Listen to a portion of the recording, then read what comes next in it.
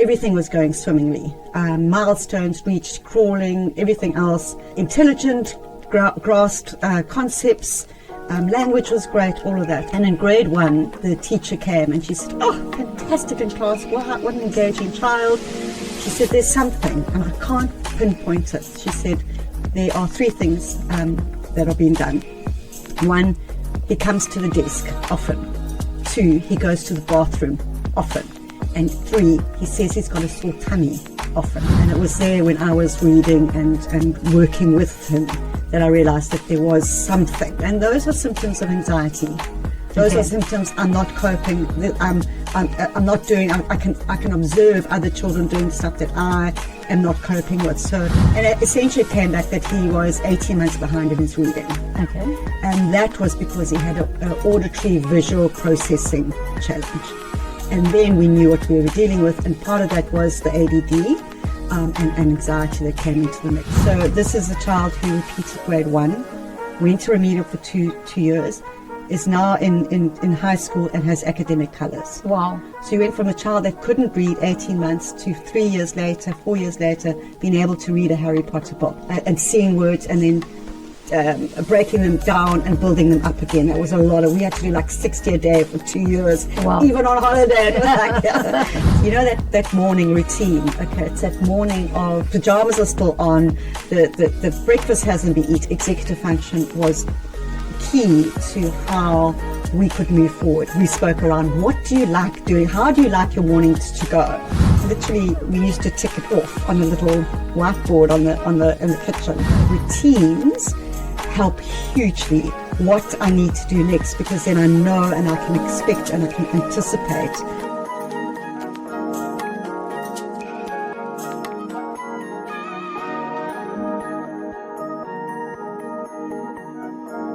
Sharlene, thank you so much for joining us today. I know that it's difficult sometimes to talk about our kids and the things that they've been through, but we would love to hear from you because it's going to help so many people.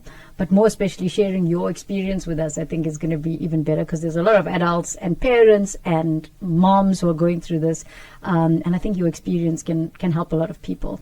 So I'd like to just start with your own personal story about how did you recognize that your child was going through this tense challenge that so many kids are facing in this overwhelming world today?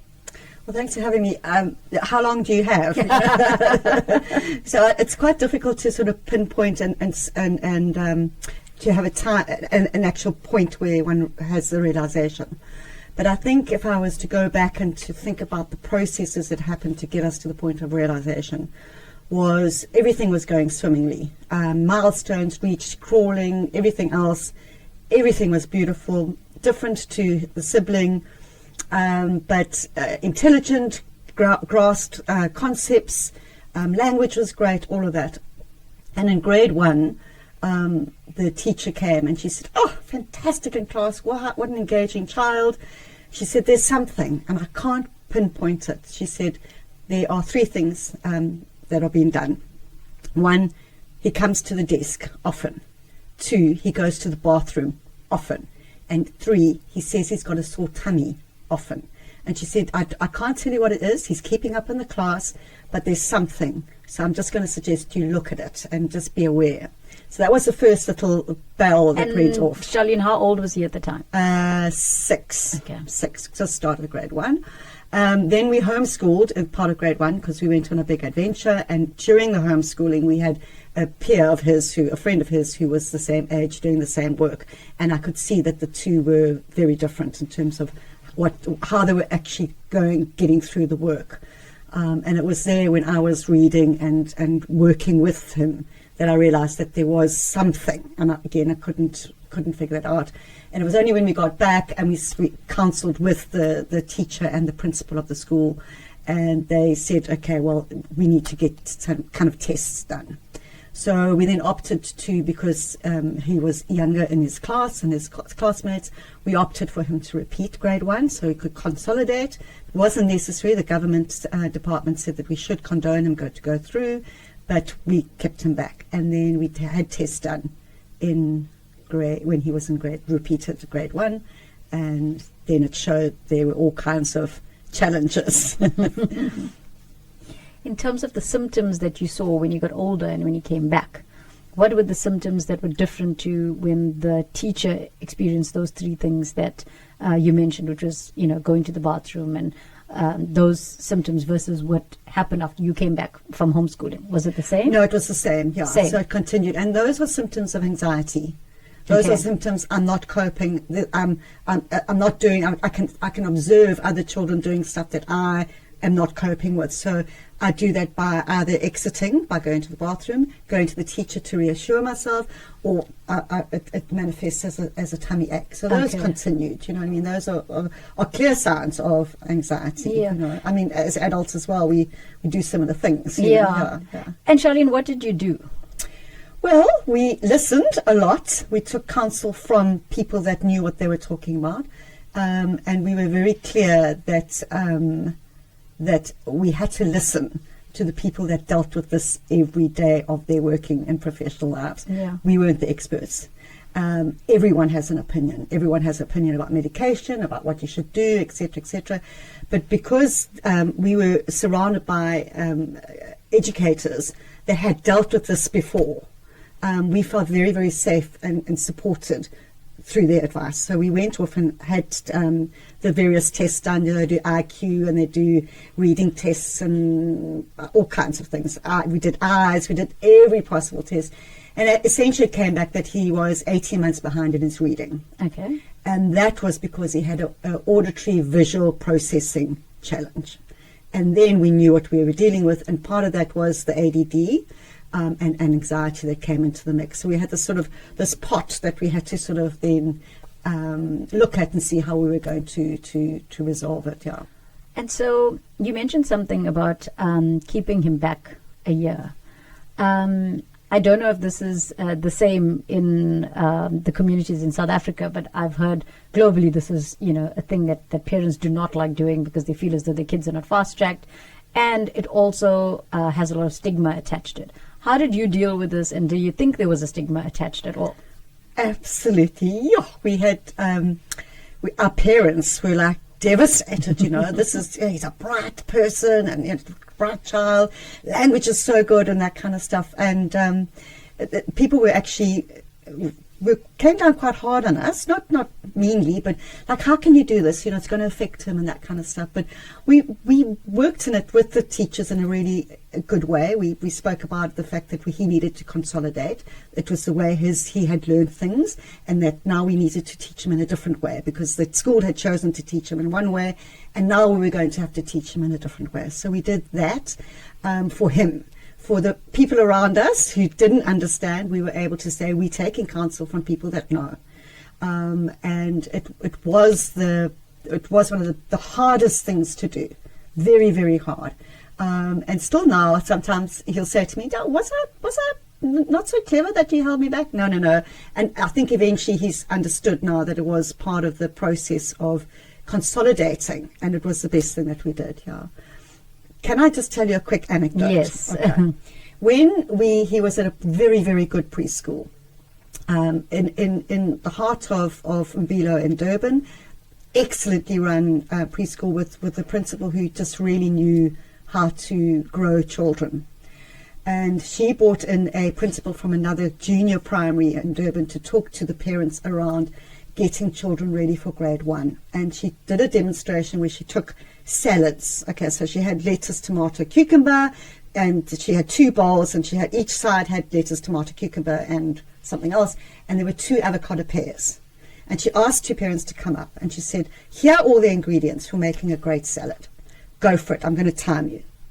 And the one parent, they were busy, and they were putting the lettuce and tomato and or whatever in, the salad bits in, and the avo was going to be the last point. And the one parent had a ripe avo, and she cut it open and very easily sliced the avo into the bowl.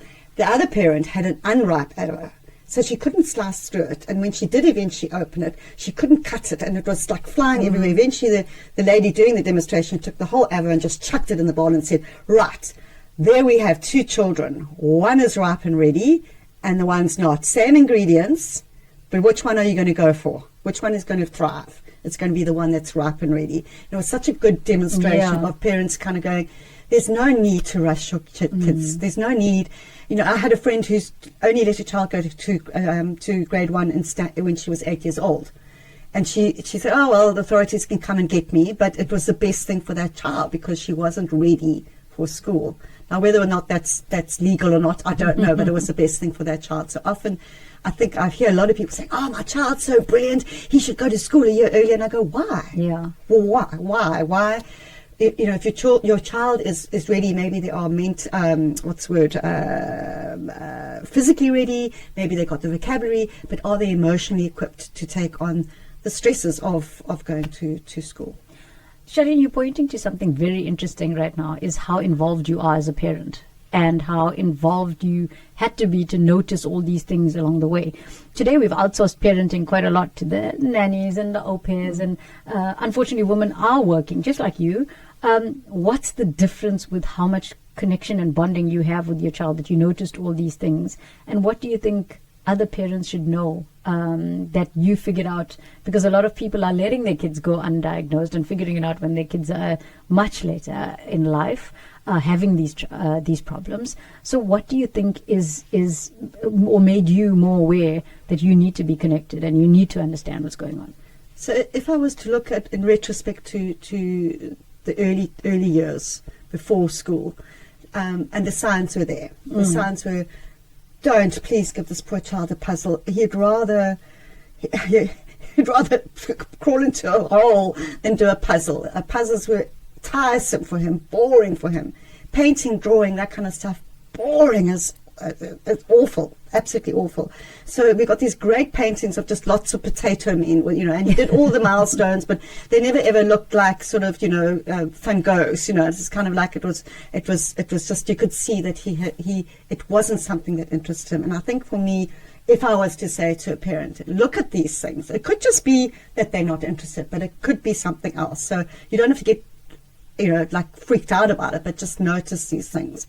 So that was the one thing I would say to notice. I've forgotten the part of the story now. No, it's fine. So it's just about understanding. You know, parenting has become very outsourced. Yes, yeah. How do you insource that stuff again? You know, so we did a lot of play, and that's why, you know, we did it. We played a lot. We played Lego. We played puzzles. I mean, the Lego was outsourced to the husband, not outsourced, but the husband did it. You know, things like the kind of the playing around and going and looking for insects in the garden. We did a lot of play. We did a lot of reading. We read to them every single night. We sat and we still do. We sat and had dinner with them every single night. One night we would sit and watch TV together and have snacks in front of the supper, but we would be together and we'd have conversations around what went at school. So we were constantly at the coalface of what was going on, you know. So if there were issues or problems, we were actually able to deal with them in real time. It wasn't like, you know, 3 weeks down the line to find out that something hadn't happened. We checked books, we checked homework. When there was something strange about something, we would query it. We weren't helicopter parents in the sense of, like, you know, bother the teacher, but we were involved. We went to the parents' meetings. We went to look at their stuff when we gave the opportunity to go look at their stuff, and we also listened. You know, I think the most important part of that journey was listening to the people that knew what they were talking about. You know, so yeah, I think the involvement and the interest was a huge help in our journey, you know, because these things are easily resolved, actually. Not easily, but they are resolvable. Yeah. You're pointing to something else. So you said you have these connecting moments, you're playing games, you're having fun together as a family. Where do devices and social media and technology come into play here? Because this is what we know for a fact parents are fighting with. It's almost like you know, it's a pandemic of our time, is that the kids are consumed by these things and then their mental well-being is actually declining. You know, and us too, you know, us adults, as the first thing you do in the morning is check the Instagram or whatever it might be. You know, it is a problem. So we had, and it's divine, we had a rule that they weren't allowed to watch any TV unless we had chosen it. Okay. So we didn't subscribe to any of the channels or whatever, and we couldn't really get the SABC anyway. And so we just got a lot of videos, and so they were able to then watch what we chose for them. until they were able to choose for themselves, then they chose. But there was never this kind of the advertising kind of experience, and so that went on for quite a while.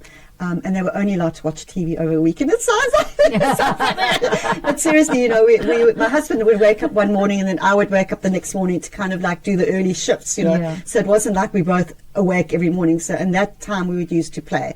But then over the weekends, Saturday and Sunday, we would then, it would be like switch the TV on and go and rest as parents, So there was that. I think we gave our daughter a tablet on her 13th birthday.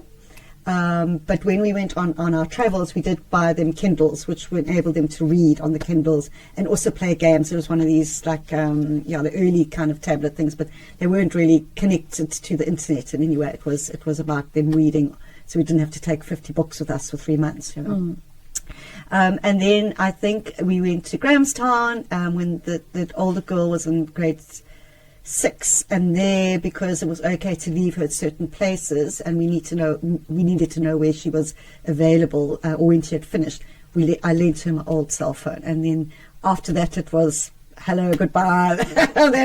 She would have been about 13 when she got the cell phone, but we also did control it. It was and then I think they get to senior school, they get to high school, and then there's very little you can do other than whatever you've laid in terms of foundation, But we do see it. We do see that there is this kind of like complete addiction to, I can read a book, I can watch TV, and I can play on my device all at the same time, and I kind of go, how is that possible? And the best times are when we go into the bush and you don't have access to a phone. To kind of connect with people. You might want to take photographs, but I definitely think it's made a huge impact on the mental health of our kids and also their ability to sustain information and to focus, definitely. You're talking about something that's very close to my heart as well, is the natural connection we have to nature that makes us feel calm.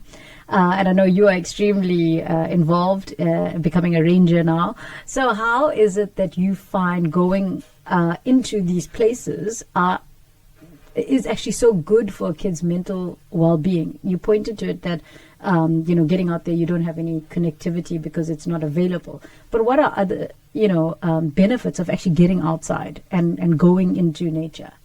So it's an interesting thing, because I often say if my son had been growing up on a farm or had been growing up and we were in a village 300 years ago, he wouldn't need any of these interventions because it would be fine. He would be climbing trees and herding goats and milking cows and catching chickens and slaughtering chickens for the table and growing corn and running down to the river to fish and all these physical things. And he would be able to fix things and grow things and that kind of stuff. But the world that we live in now requires people who have brains like this to then focus in a space and a time that their bodies don't really want to. Their physicality, the physical side of them does not really want to deal with that. So when we go into the bush, the phones and the devices become so secondary to the experience. You're looking out, you're investigating, you're discussing, you living really in the now, as opposed to living, sort of like in some sort of weird cyberspace, So, and I can see it all the time. It happens with not just my children or ADD people. Happens with all of us when we do just disconnect from I pull out the wires and just go in and breathe and just be in the moment of seeing life as it should be. It's such a tough thing because we actually live in a world where we are overwhelmed by these external forces. And if we put ourselves in the line of, saying to somebody, go more into nature and try and get involved more in, planting things and putting your hands in the ground and all of these things, it seems like a solution, yet we are still so, we are in a world where we can't do that as much as we'd like to. Are there any suggestions to do that at home that you may have found along the way where, you don't have to go into the bush or go away or travel? Is there something that you've done at home with the kids in this way? We planted vegetables, not very successfully, but it was great to watch those sorts of things. Bird feeders were great, and then just having stuff outside. Trees, trees and mud, and cardboard boxes. I mean, I've got endless photographs of my children in cardboard boxes. We'd have, if we bought something and it came in a box, that box would lie around the house for ages as it became a castle or a box just to put a brother in so you can lock him up, or whatever it might be. So there are those things that are so simple, just the physical side of being outdoors, are easily done with things that you don't need fancy slides, and you don't need, jungle gyms and stuff, Mud and a spade is amazing what it does for a child's heart, Yeah. I think sometimes for us as well. Yeah.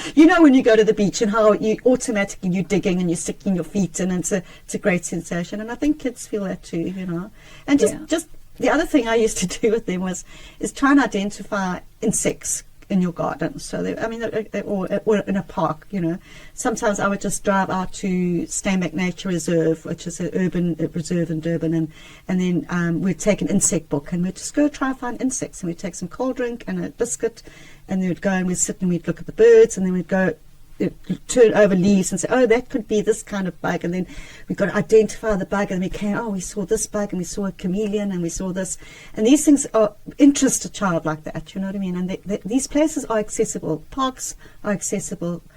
Going and just looking in your tree in a garden or in a park with a UV light, you can find a scorpion, for example, and it's not going to jump out and grab you, but these are things that they find adventurous and exciting.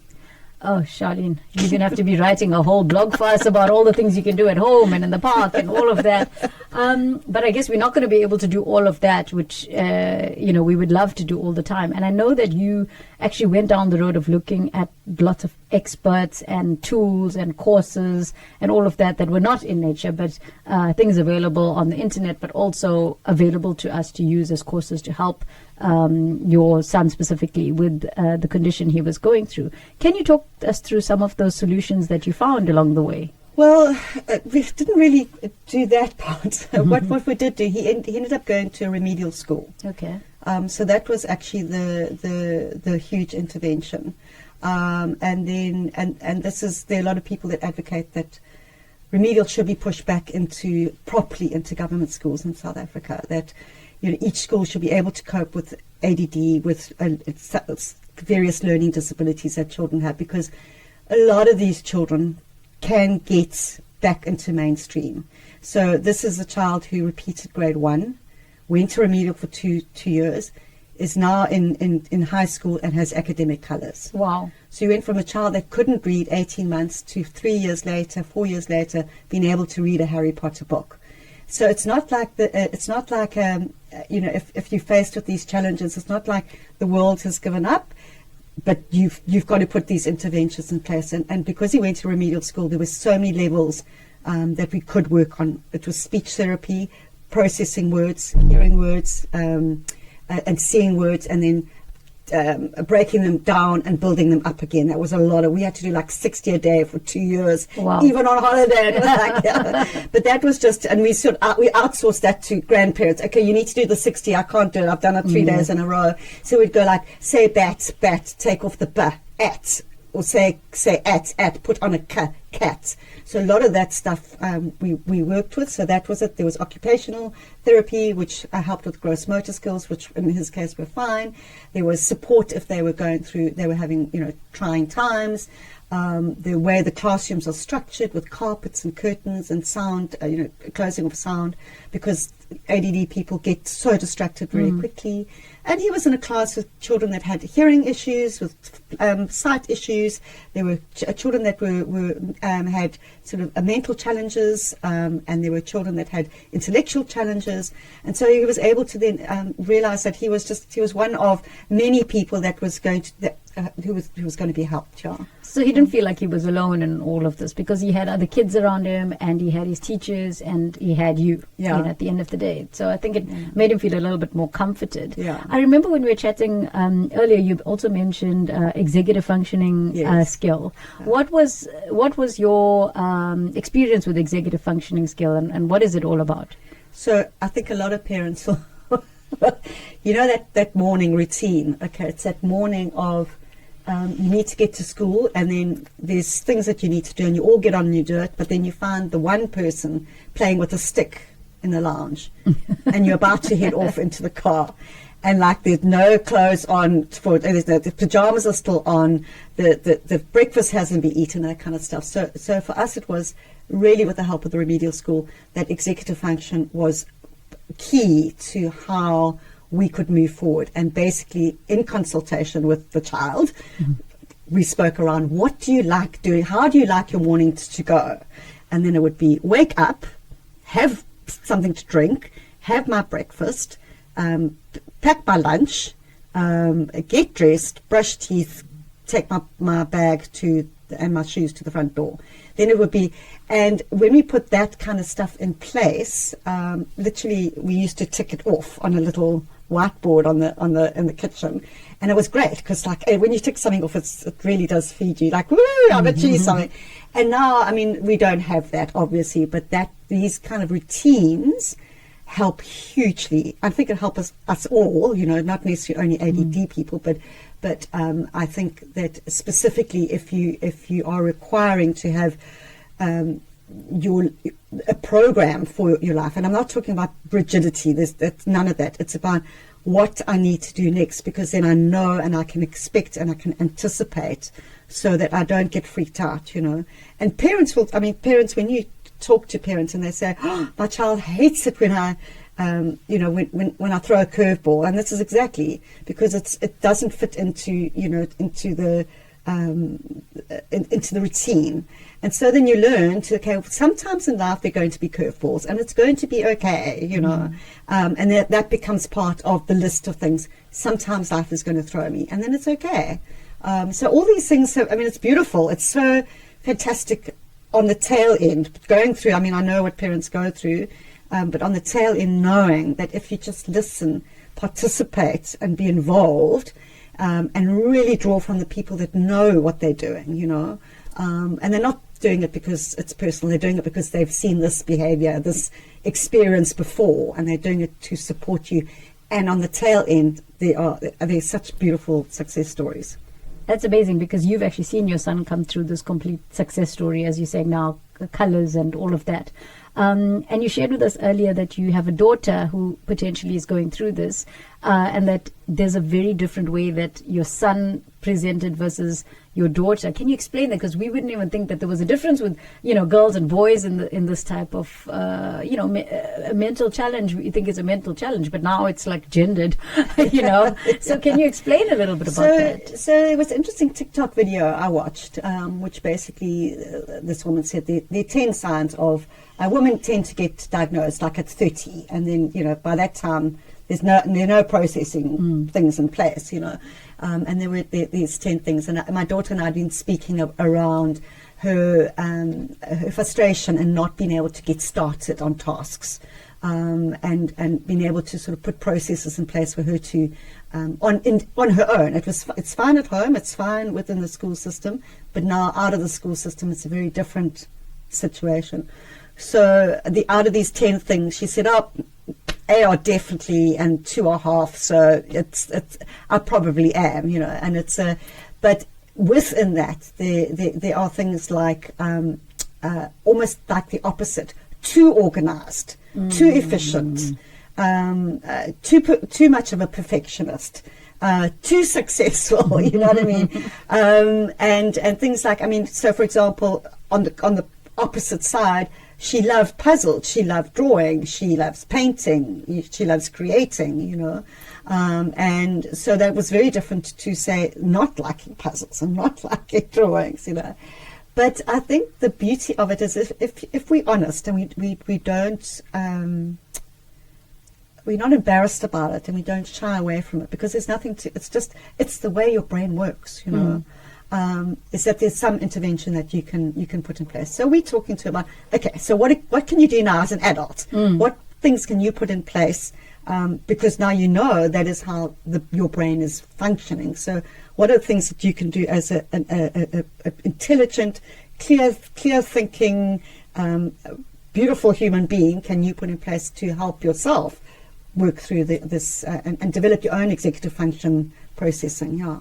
And is she working on that at the moment? Hopefully. You know, Sharlene, given that you've had both these experiences, a younger child, an older child, and we're seeing it like so much more in the world right now, young people, older people, what do you think some of the triggers and causes are of what's going on right now? Oh, it's just too much going on.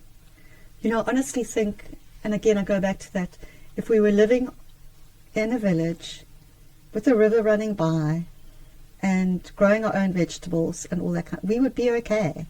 But I think we're just bombarded with so much. I mean, we know, like, we used to post letters. Now we're writing 20 a day. You know, I think there's just too much. I think our cups are extremely full, and I think that's what the world has done to us. It's and we can't go back. We've got to find ways forward. So what are those ways forward? Find interventions. You don't want to spend your life being unhappy because you can't do tasks. You know. Yeah. So put interventions in place that are going to help you survive in this world. Otherwise, go live on a farm. Yeah. Grow vegetables. Not all of us are as lucky as you to be having that experience. I just want to end with, what do you think the future looks like for the generations to come? And, you know, even for your kids, from a personal perspective, what do you think our future is looking like for kids? I think it's a very exciting future. I think that if you have hope, I think that if you can see through all the other nonsense that goes on, of the success stories that are happening around the world on many different levels, whether it's civil society or in conservation or in the ways people live and that kind of stuff. I think that there are huge opportunities for us to get it right and for this generation to make it and change things in a very significant way. And I think they are. I think they've had enough. I think they're not listening to us as much as we would like them to, you know. And it's great to see changes that young people do make, that are able to, what's the word? They while all this nonsense is going on, they cut through the clutter and they can see the stuff for what it is. So when you look at all the kind of green energy that they're looking at, you're looking at, you know, people making choices not to buy cars or not to have 6 kids in a family or to live communally or, you know, to be vegan or to be vegetarian or whatever it might be, you know, in honor and kindness to the world. I think that has huge hope. Yeah. I'd hate to think that there was doom and gloom.